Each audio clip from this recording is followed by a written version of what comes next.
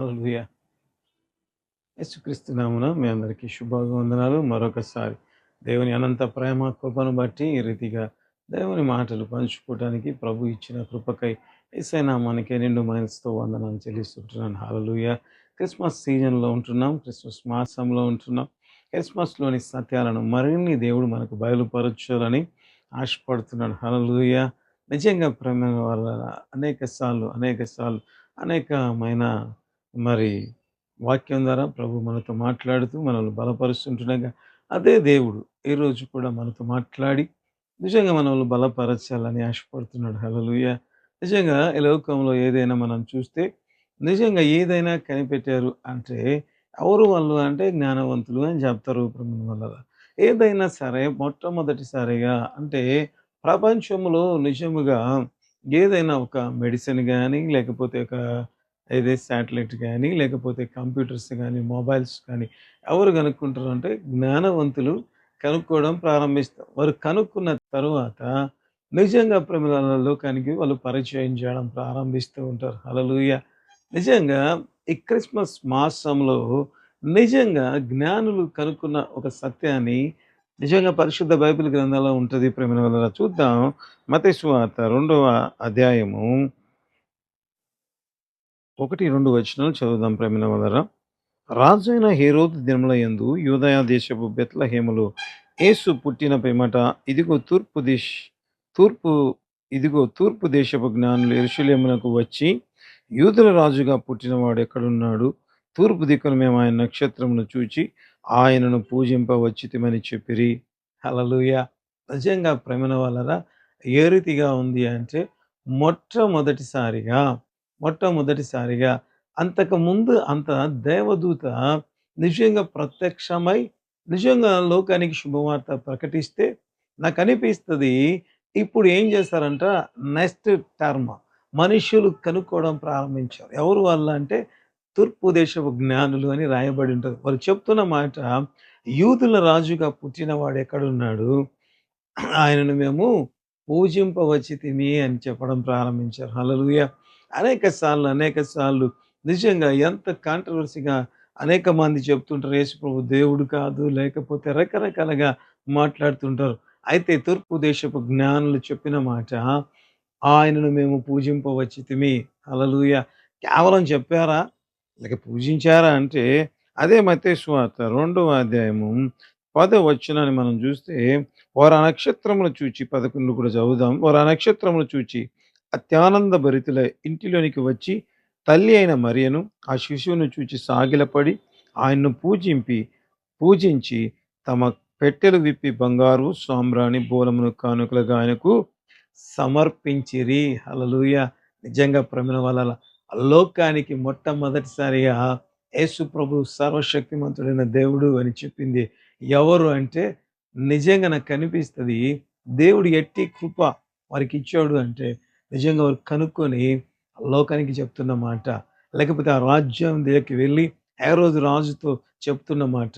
అయ్యా! మేము ఏం చేసామంట నిజంగా వాళ్ళు చెప్పిన మాట అక్కడున్నవారు కలవరపడ్డారు. తరువాత హేరోదు ఏం చేస్తాడు అంటే అది నిజము కాబట్టి నిజంగా ప్రేమలారా జ్ఞానుల మాట ఎంత నిజము అని ఆ రాజు నమ్మడం ప్రారంభించాడంటే ఎదురు రాజుగా పుట్టాడు.